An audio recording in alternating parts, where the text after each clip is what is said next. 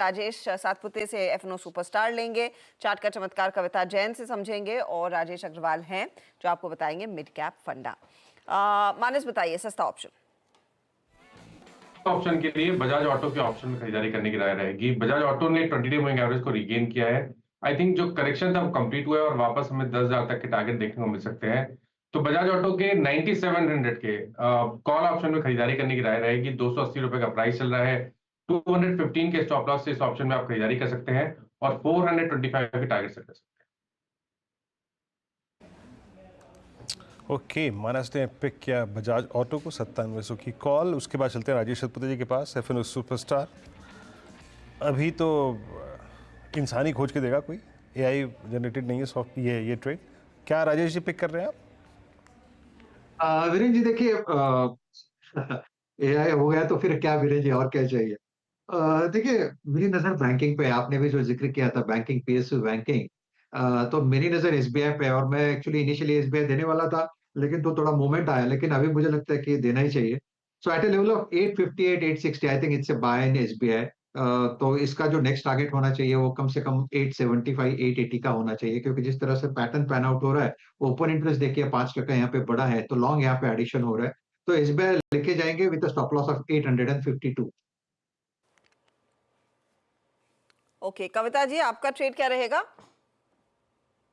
या so oil and gas से MGL पर एक बाय ट्रेड इनिशिएट कर सकते हैं।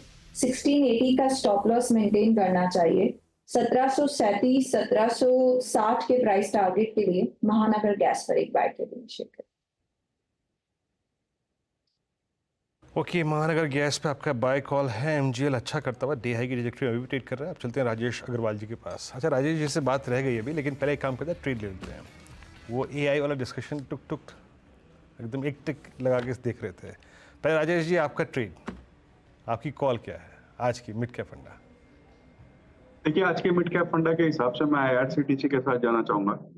इसके अगर आप देखो तो चारों डिवीजन, फिर वो टिकट के हो, केटरिंग के हो, रेल नीर के हो, टूरिज्म के हो, सारे ही अच्छे चल रहे हैं। जो रिसीवेबल डेज थे उनके इंडियन रेलवे से, उसमें डिक्लाइन आई है।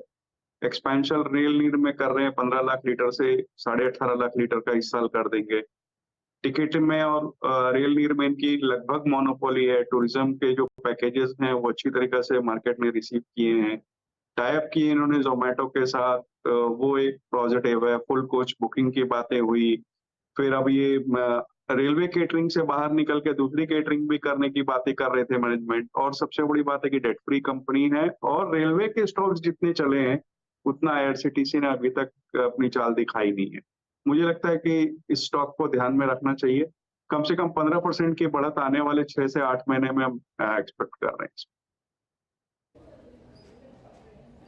ओके, तो आईआरसीटीसी आपकी कॉल है। सस्ता ऑप्शन से आज हमने चार का चौका की शुरुआत की थी।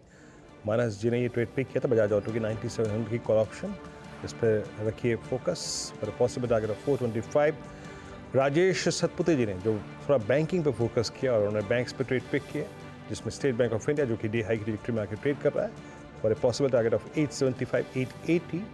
तीसरा ट्रेड कविता जी ने पिक किया और उनका फोकस एरिया था आज एमजीएल आईजीएल। एमजीएल पिक किया उन्हें 1737 के लक्ष्य के लिए 1698 पे ट्रेड करता हुआ। और राजेश अग्रवाल जी ने आईआरसीटीसी पिक किया। अच्छा राजेश जी, मैं आपसे पूछ रहा था, ये अगर एआई सारी रिपोर्ट भी क्रिएट करने लगा स्टॉक्स पे